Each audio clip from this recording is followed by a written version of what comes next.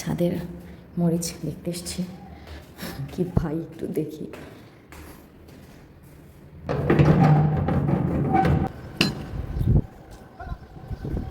মরিচ তো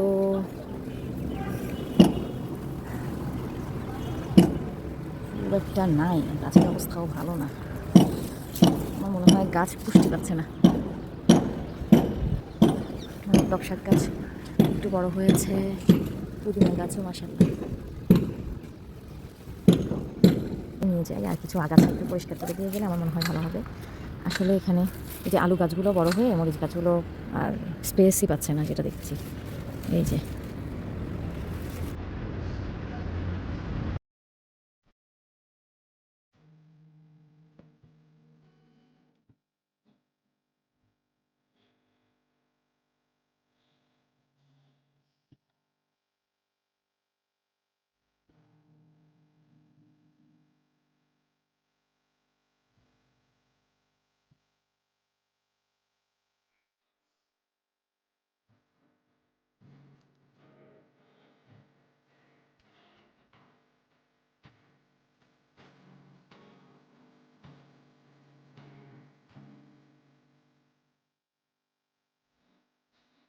আচ্ছা, এই গাছটা শেয়ার করি। এটা হচ্ছে ডায়াবেটিস গাছ।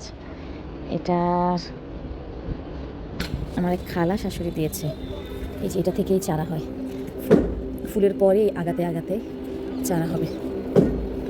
ইনশাল্লাহ আমি চারা থেকে নতুন করে গাছের পরিকল্পনা করছি, যার চারা আমি আসলে দেবো।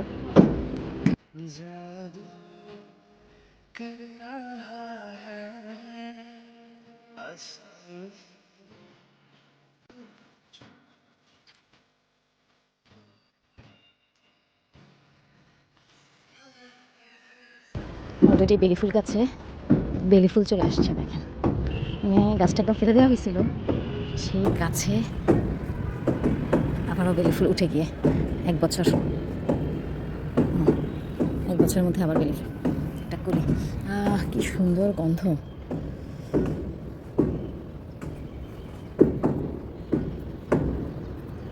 ঠিক আছে, আমি আলু শাক এগুলো নিয়ে চলে যাই আজকের মতো। আল্লাহ হাফেজ। অনেকদিন পর ছাদে আসা। মরিচও খারাপ পাইনি, এই যে।